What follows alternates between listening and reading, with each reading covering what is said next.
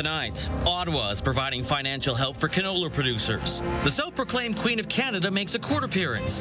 And city administration says taxpayers could be facing a massive mill rate hike next year. Live from our studios in Regina, this is CTV News. Good evening. With Canadian canola in crisis, the industry is getting a financial boost. Today, Prime Minister Mark Carney announced a $370 million incentive program to support canola producers in Canada. The money will go towards producers facing tariffs from China. Angela Stewart now joins us live from the newsroom with more details. Angela? Yeah, Lee, this incentive announcement from Ottawa just comes weeks after China slapped a 76% tariff on Canadian canola in early August. It's believed to be in response to Canada's decision to impose a 100% tariff on Chinese-made electric vehicles. Prime Minister Mark Carney making the announcement in Mississauga, Ontario this morning, along with a number of supports for different tariff-affected sectors, including the agriculture industry. Now, Carney says the $370 million biofuel production incentive will assist domestic producers and help them restructure their value chains, adding the government will be making changes to update its clean fuel regulations. We will make targeted amendments to the clean fuel regulations to spur the development of a vibrant biofuels industry in Canada. And we'll increase the loan limits for Canadian canola producers to $500,000 and invest in agri-marketing and trade diversification measures to support our entire agriculture and seafood sectors. Now, locally, Premier Scott Moe and his office say they are pleased with the financial support going towards canola producers in the province. Now, Moe will be heading to China tomorrow with the parliamentary secretary to the Prime Minister, where they will meet with Chinese government and industry leaders, focusing on the removal of Chinese tariffs on canola. If we were able to return and to be a step in the process of bringing the Prime Minister of Canada and the President of China closer to having those discussions about moving forward, not just with respect to canola, pulse crops, pork or seafood, but actually, moving forward on a discussion on, what opportunities might lie ahead for us and in a broader trade relationship.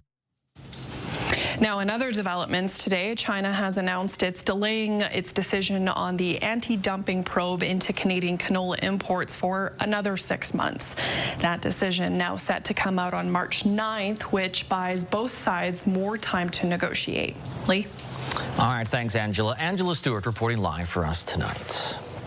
Two people associated with a conspiracy group residing in the village of Richmond made their first court appearances in Swift Current today. One of the accused, Romana Didulo, claims to be the Queen of Canada. Donovan Mace has the details from court. Walking into a Swift Current courtroom proclaiming herself Her Majesty the Queen Romana Didulo I, the leader of a Saskatchewan-based conspiracy group, says she does not abide by the statutes of Canada's criminal code, requesting the judge immediately release her. Remember, innocent until proven guilty, huh? Didulo rearrested Thursday after originally being released from custody following an RCMP raid of the group's compound in the village of Richmond Wednesday. She faces one count of failing to comply with a court order and one count of intimidating a justice system participant. Justice Alan Jacobson revealing in court the intimidation charge relates to 4 individuals, including a police officer. Now, over the course of the hearing, Didulo repeatedly objecting the charges against her, choosing to represent herself over the course of proceedings. I requested under natural law court only and did not give consent to statutory law. Ricky Manns, the owner of the former school in which Didulo's group resides, also rearrested Thursday on charges of intimidation and failing to comply.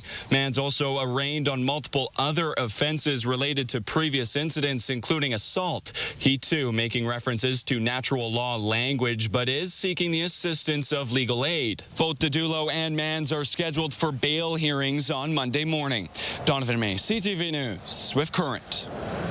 Regina residents could be facing a significant mill rate increase next year. City Council began preliminary budget discussions today, and the administration estimates that a 13.5% mill rate increase will be needed to maintain current city services. Wayne Mantica has more.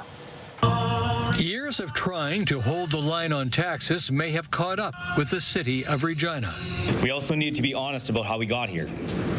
In recent years, decisions were made to hold mill rate increases below what it actually took to sustain services and keep up with costs. It was popular in the short term, but it left this council with harder choices today. The first preliminary discussion about the 2026 budget took place at City Hall. The administration says a 13.54% mill rate increase will be required just to maintain current services at current levels. Administration will now give council and residents more insight into the steps that go into forecasting the anticipated budget and more opportunity to weigh in much earlier in the process and in a series of dedicated information sessions.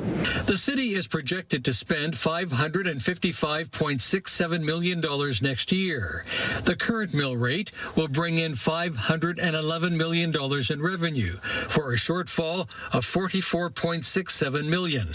We are committed to openness, collaboration, and making decisions that best serve our community now and into the future. City Council is expected to look for ways to reduce costs during a series of meetings between now and budget passage in December. Wayne Mantica, CTV News, Regina. Voluntary water conservation measures in Regina have ended. They were in place for 2 days after a valve failure at the Buffalo Pound water treatment plant. The city switched to well water as a temporary measure. The valve has been repaired and the plant has resumed normal operations. So the Buffalo Pound water treatment plant has been operational for a time. It took some time for us to ensure that we had adequate reserves such that we could take off those conservation measures, and that decision was made this morning. Water consumption decreased by 10% during the voluntary conservation period. The NDP is criticizing the province for their oil price predictions in the budget that missed their mark by millions of dollars. The province estimated the oil price for 25-26 at $71 per barrel. However, today's price is currently $10 less. The government's oil price estimates are based off of forecast predictions from TD Bank and Scotiabank. NDP MLA Sally Hauser feels the Sask Party's over-projection of oil prices will cost Saskatchewan millions. For every $1 the Sask Party missed on its oil projection, the province loses $18 million on an annualized basis. When we lose an extra $180 million, which is about where we are right now, being down $10, every single man, woman, and child and business in this province feels it when the government is so bad at what they do. The NDP is now calling for transparency from the Sask Party regarding the financial future of Saskatchewan. In response, the Sask Party provided a statement saying oil prices in the budget are an annualized prediction based on the average of private sector forecasts, adding that the NDP criticized but failed to explain how they would project the price of oil. The University of Regina is facing issues with its international student enrollment, and the institution says it has to do with Immigration, Refugees, and Citizenship Canada. According to the university, the Canadian organization is not processing international students looking to come to the U of R. That is creating a lot of problems for the university. As they say, domestic student enrollment is up from last year, but due to this issue, international student enrollment is down. You've seen the consequences of this across Canada, where university budgets have been absolutely decimated by what's going on with the federal government. So I would say, yes, this international student situation must straighten itself out because the consequences for post-secondary, we'll be able to handle it going forward, but it will become more and more significant. It will become more and more severe if the status quo remains. Jeff Cashin then went on to say the university is looking at a revenue loss of about $10 million due to the decline in international student enrollment.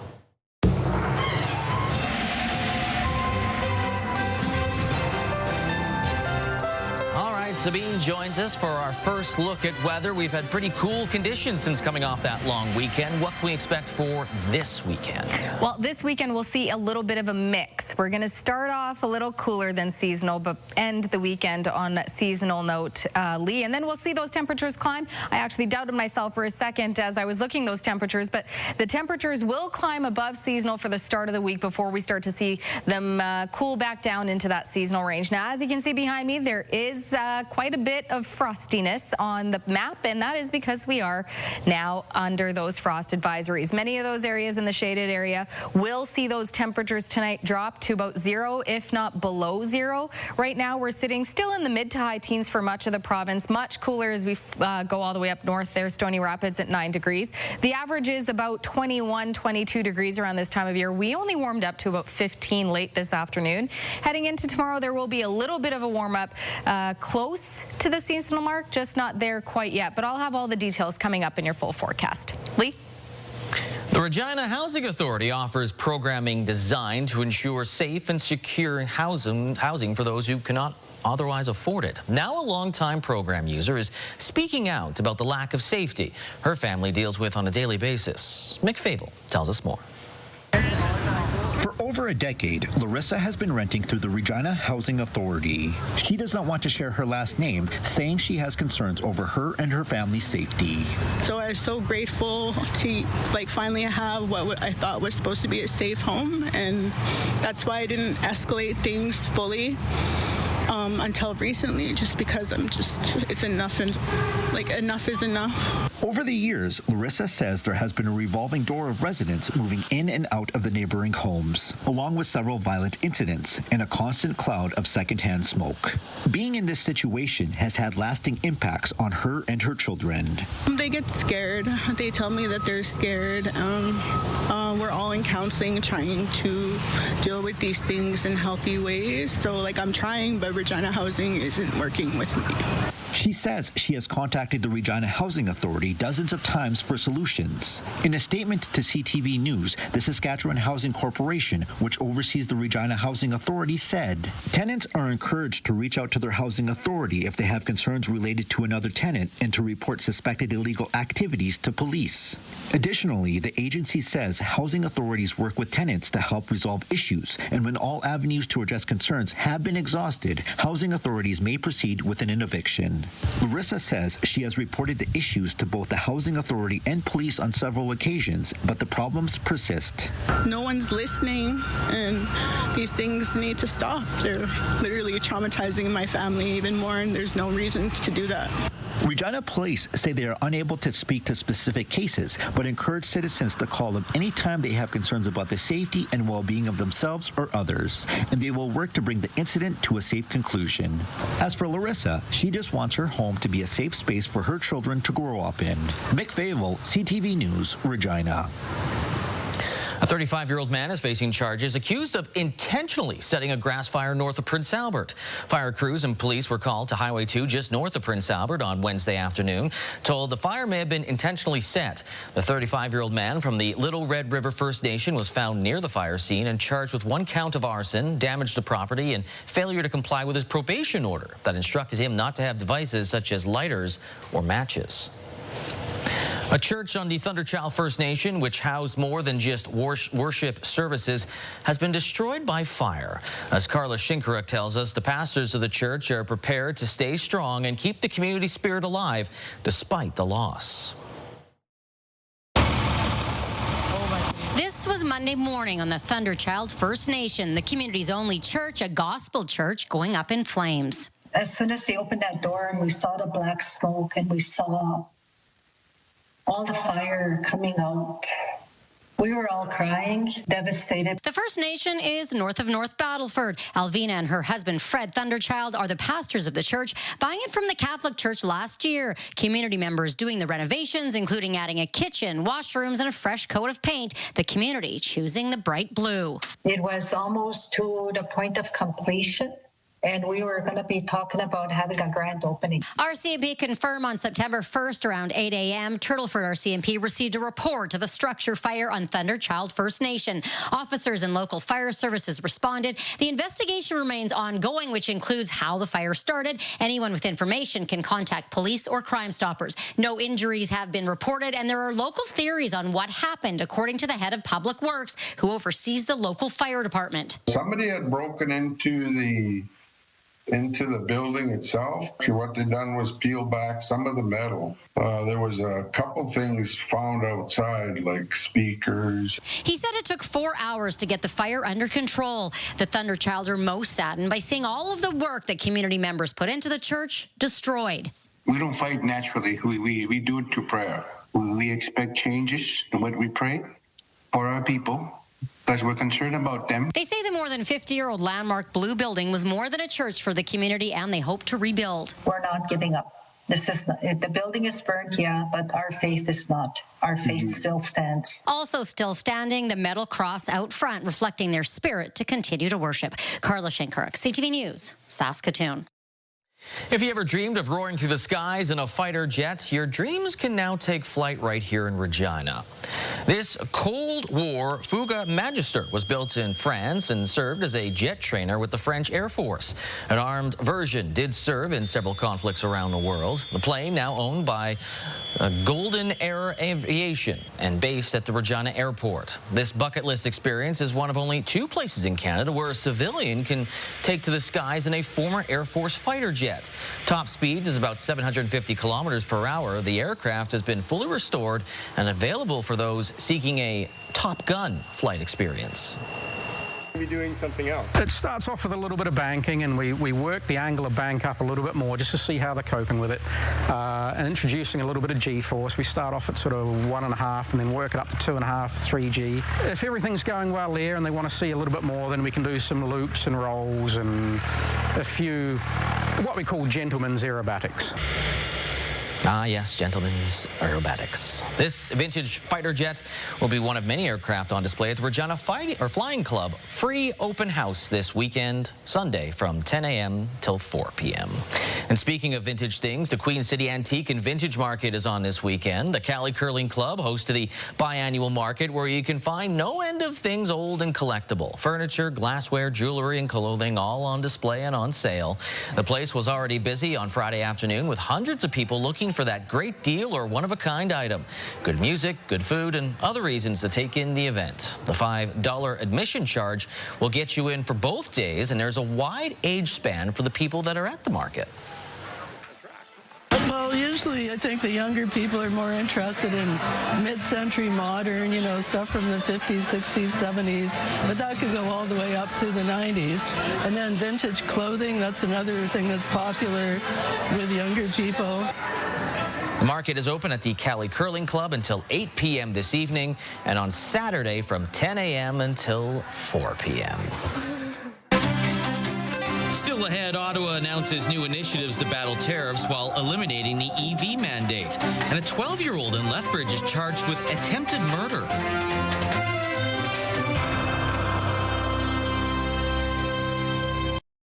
The Prime Minister is forging ahead with new measures to support the Canadian economy in the face of a trade war with the United States.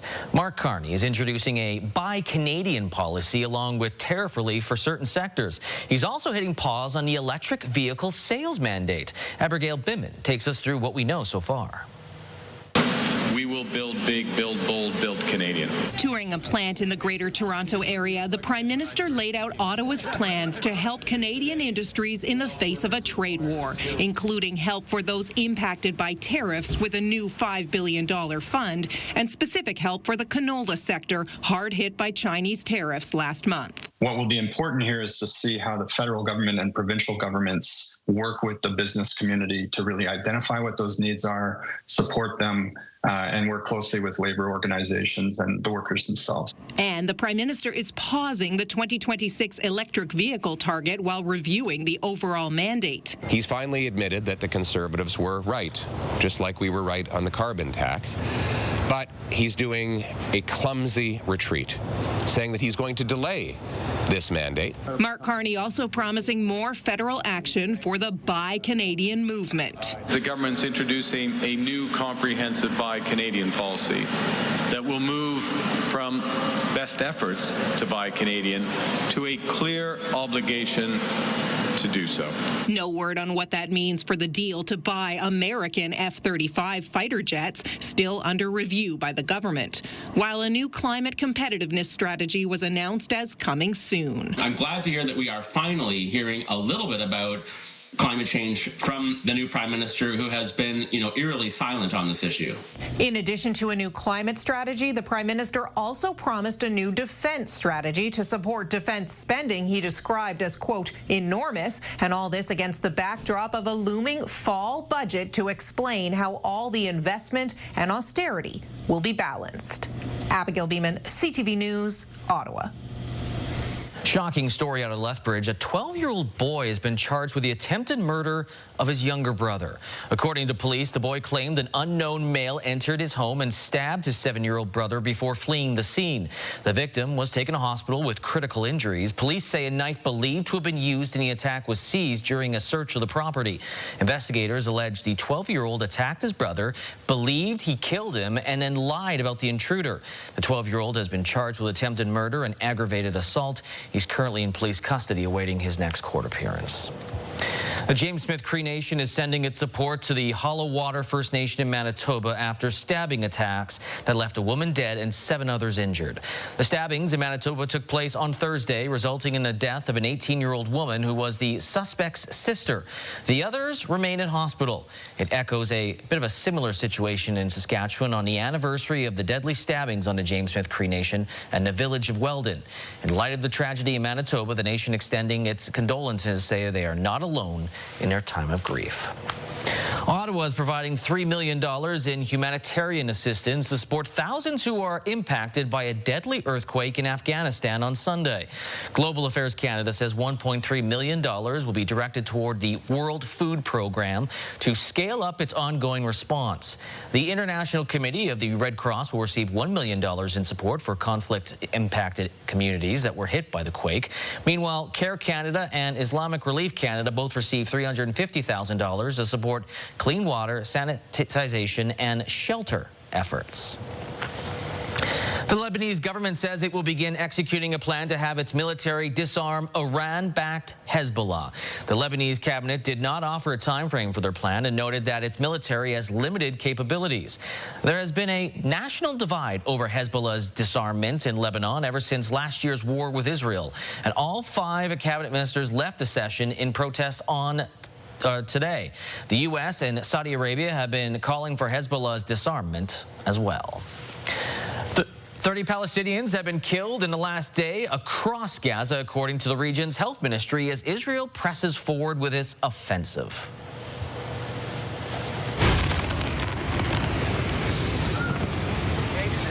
Several high-rise towers were bombed, including this 14-story structure that was leveled. The Israeli military says the building was being used by Hamas and steps were taken to mitigate harm to civilians. An Israeli spokesperson says about 40% of Gaza City is now under Israel's control. Coming up, a new shuttle service in Indian Head is helping residents make their medical appointments in other communities.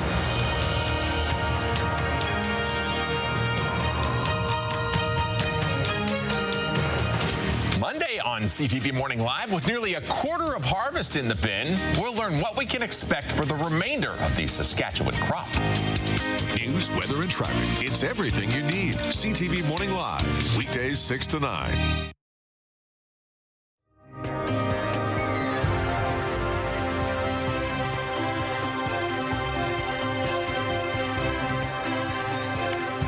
Perfect day to curl up and watch some Netflix, guys. It's nice and cool out there, 14, 15 degrees out, and we will start to see things warm up. But first, we have some frost advisories issued for parts of southern and central Saskatchewan. Right now in Regina, sitting at 14 degrees, expecting to cool down quite a bit, as is a lot of the province. You can see right on the board here, southern central Saskatchewan, we could expect to see those lows drop to 0, if not below 0 in parts of the province. So expect some patchy frost throughout the evening into tomorrow morning before we start to see the temperatures rise once again. And tomorrow they will get a little warmer than today, and then the day after that a little warmer than that. So we can expect to see those temperatures climb above average the beginning of the week before they come back down into the seasonal range. In terms of active weather, there's not a whole lot to show you, especially for the weekend. We'll see mostly clear conditions from Saturday into Sunday. We will start to see some clouds rolling Sunday. You can see right there, especially in the southwest by Sunday morning. A little bit more as we head into the rest of the day, but we'll still expect to see mostly a mix of sun and cloud as we head into Sunday, and then Monday also starting your day with mostly clear conditions, especially in southern Saskatchewan. Let's take a look at what we can expect for tonight into tomorrow. Prince Albert expecting to dip to -1 tonight, warming to 19 degrees and sunny. Tomorrow 6 for La Ronge, warming to 17. But then over in La Loche and Lloydminster, we'll see those temperatures tomorrow expecting to get up into that average range, if not just a couple degrees warmer, but still very cool tonight. 4 for La Loche and 3 tonight for Lloydminster. 1 degree expected for North Battleford, warming to 23 tomorrow, and 5 degrees tonight for Saskatoon, warming to 19 and sunny. 3 degrees tonight for Yorkton. 16 is the daytime high expected for Yorkton. But the southwest will see warmer than seasonal temperatures starting tomorrow. 25 and sunny Maple Creek, 23 and sunny for Swift Current. Moose Jaw 21 and sunny, but still expecting to see a cooler night tonight. Moose Jaw 1 degree is the expected low. Similar story for the southeast. 19 for Weyburn and for Estevan tonight, though pretty close to 0. 1 degree actually for Estevan and Assiniboia, and 0 for Weyburn. Assiniboia expecting to warm up to 21 and sunny conditions. For us, Regina, tonight 3 degrees is the low. Clear conditions, not too bad with wind either. Pretty calm, 5 to 10 kilometers an hour. Tomorrow, winds also not too bad, but warming up to 18 degrees and nothing but sunshine expected for tomorrow and into Sunday. This is a quick look at your 7-day forecast. I did have to do a double take because I thought I was still stuck in the last temperatures we have been seeing, which has been the mid-teens. But tomorrow we'll see, like I said, that warm-up start. 18 tomorrow. By Sunday, 24 and sunny. Monday, 24 and mainly sunny. 25 on Tuesday, sunny there. And then we'll start to see those temperatures come back into seasonal range. So by Wednesday, the wind's also expecting to pick up 40 kilometers an hour, 22, and a mix of sun and cloud by Thursday. Thursday's the day that actually we could expect to see quite a bit of rain throughout southern Saskatchewan. Wednesday evening also in Regina, expect to see quite a bit of rain. As of right now, it's looking like we could see up to 10 to 15 millimeters of rain by Wednesday night, and then rain continuing into Thursday as well. And then by the time we get to Friday, a week from today, we are back into that average range. So 21 and a mix of sun and cloud. But, you know, between now and then, we're also going to start to see those average temperatures start to get a little lower too. So being in the teens is going to start to be more average than what we're seeing right now. I'll tell you one thing, it is definitely sweater weather. It is, and I love my sweater weather. Sweater weather. Heather, well, she doesn't work anymore, but that's what we'd call it. Bye. Weather Heather. Thanks, Bing. A group of volunteers has gathered to provide much-needed transportation to those in rural areas who need to make medical appointments in other communities. Damien Smith has the details. A new shuttle service in Indian Head is helping to provide rides for those who require out-of-town medical and wellness appointments. The non-for-profit Wheels for Wellness says it will offer safe, reliable, and affordable transportation for residents of Indian Head and surrounding communities. I have been working for the town now for about 7 years, and it has come up pretty much that entire time that this is a service that's needed. People will have various setbacks to getting there, whether it's that they're uncomfortable driving in the city or they just don't have transportation. In April, the town of under 2,000 people received 80 volunteer applications from members of the community to fill a team of 3 dispatchers and 22 drivers. As of now, the shuttle will be taking trips to Regina, Saskatoon, Weyburn, Melville, and Yorkton. Within the plan of the shuttle to eventually be able to take rides from other communities as well in the surrounding area. And if they can get to Indian Head, then we can definitely take them from here. Similar shuttle services have been established in several communities around the province, which piqued their interest. We based the model that we're using here on Gravelberg Cares, which is a similar model that Gravelberg first developed 6 or 7 years ago. Their average passenger load has been 1.8. They have a smaller population than us and have a smaller rural population. So far, the group says it's raised more than $50,000 in donations with the goal of purchasing the van it is currently leasing. The inaugural trip, taking place this morning, headed down Highway 1 towards Regina. Damien Smith, CTV News, Indian Head. Still ahead, the Riders prepare for a loud and hostile environment in Winnipeg for the Banjo Bowl.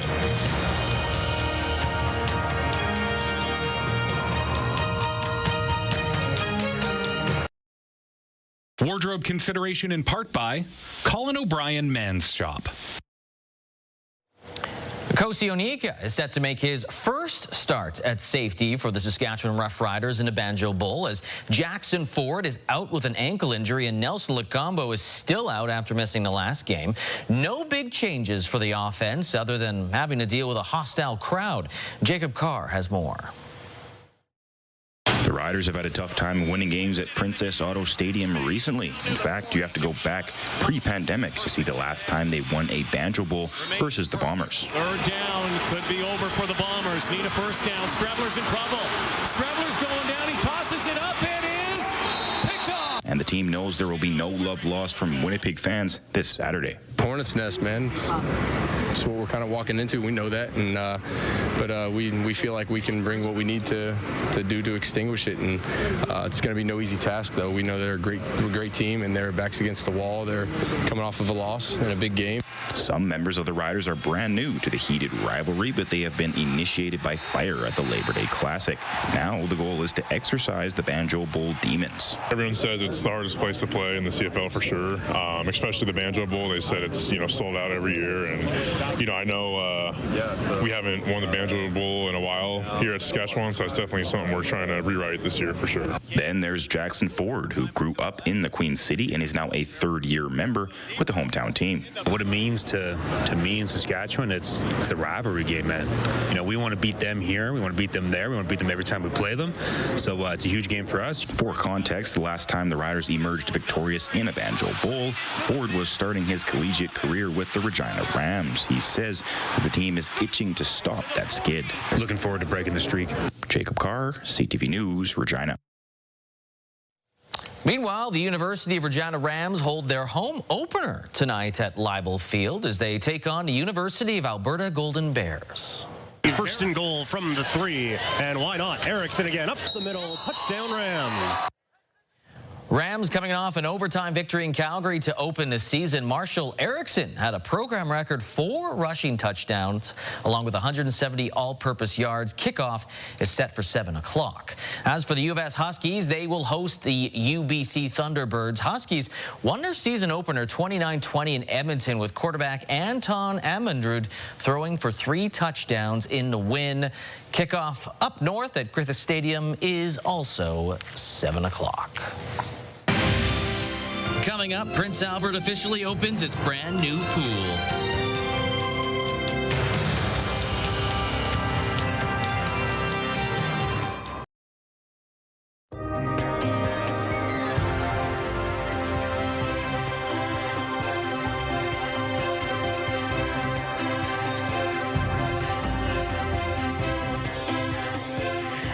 Welcome back. Let's take a look at your rural forecast heading into tomorrow. So yeah, we will see some cooler temperatures in eastern Saskatchewan. Temperatures back into average range for the west. And then the more we head into the weekend and into next week, we'll see those temperatures start to warm up again, warmer than average at least to start the week. 16 and a mix of sun and cloud for Hudson Bay, 17 and sunny for Wynyard and Melfort over in the west, 23 for Kindersley and Lloydminster, Meadow Lake and Outlook 22 degrees, 20 for Spiritwood and Watrous 19 degrees. A lot of sunshine expected tomorrow. Same goes for areas closer to the southern border. There, Coronach 21, Rockland 21, nothing but sunshine there. East End Cypress 22, 25 and sunny for Maple Creek. And then over in Kenora 16 with a mix of sun and cloud, and Broadview Carlisle mix of sun and cloud 17 degrees, and Lumsden and Pilot Butte Sunshine and 18 degrees. If we take a closer look at Leroy, sunny and 16 degrees, winds up to about 15 kilometers an hour, and not really anything to worry about when it comes to any type of wind chill or anything like that. Just keep in mind tonight the lows could reach a freezing point, so still something to be mindful of heading into tonight, but tomorrow warming up to 16 degrees.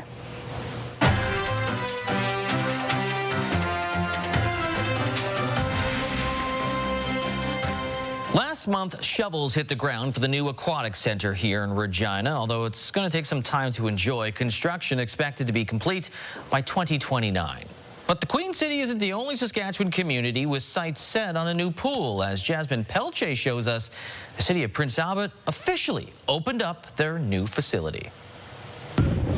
Following a soft opening in late August, the city of Prince Albert cut the ribbon on the Lake Country Co-op Leisure Center aquatic facility Friday morning. This facility will encourage active living, which we know contributes to positive mental and physical health. It'll support teamwork, sport, competition, community gathering opportunities.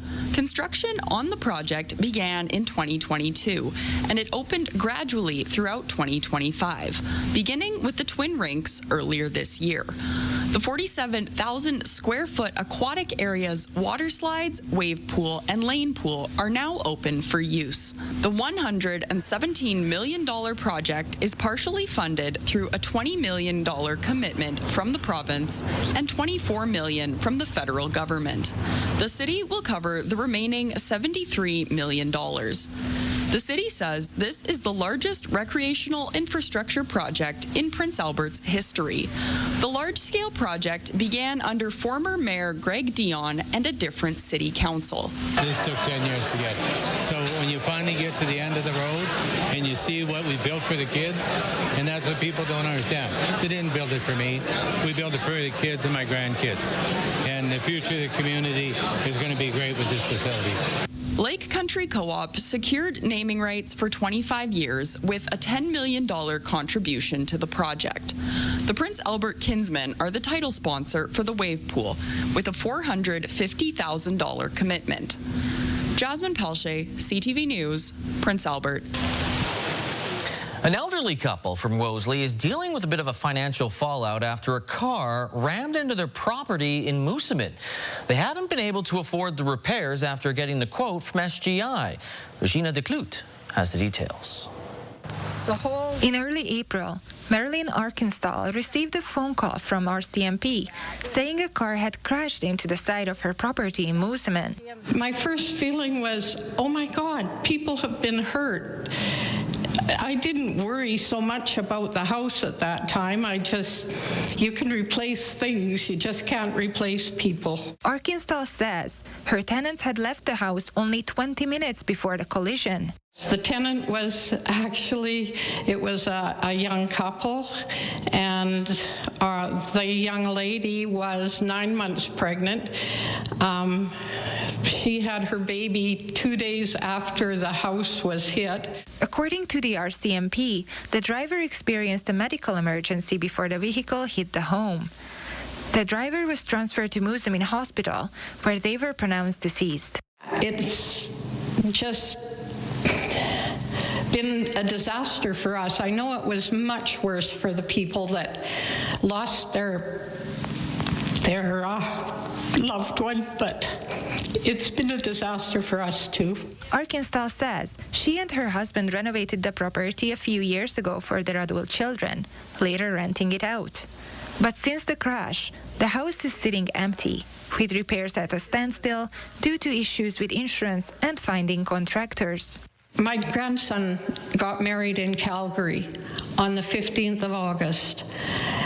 I had to go alone because my husband had to be here to check on this house. After filing a claim with SGI Canada, the couple was offered $3,800 due to depreciation, which she says is not enough to cover the cost of repairs and loss of rental revenue. In a statement to CTV News, SGI said they cannot speak to the details of specific claims, but if a house is damaged in a vehicle collision, the property owner can choose to file a claim through their home insurance and may also seek compensation from the auto insurance of the person responsible. possible, adding, the latter pays based on the current market value of the damaged property at the time of the loss. If the home is uninhabitable or unsafe, SGI may also consider lost rental income as part of a liability or property claim, if supported with documentation. At this point, Arkansas is just hoping repairs can start soon so they can move on. We're not really seeking any money. We'd like the house to be repaired. Fruzsina de Kloot,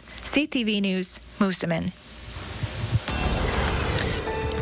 The market's going in different directions. The TSX up 134 points, while the Dow Jones dropped by 220 points. The Canadian dollar, it went down a little more than 1/10 of a cent to 72.19 cents US. Hi, Sabine. Commodities, gold up $40.84. West Texas Intermediate crude down $1.61, while Western Canadian Select crude was down 60 cents. So, gas in Regina, any movement? Nope, staying the same. It is commonly found most places, if not all, for $1.43.9 cents per liter.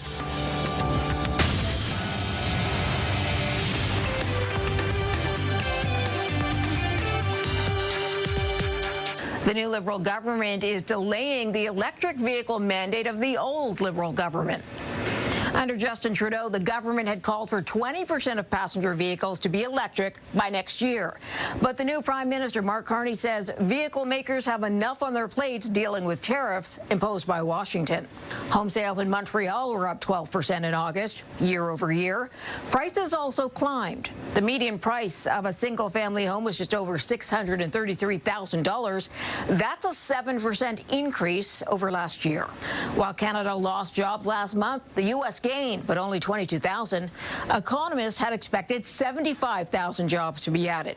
The June employment number was revised, showing a net loss, and this sent the major U.S. markets into the red to end the week. Those are your business headlines. I'm Marilla Fernandez.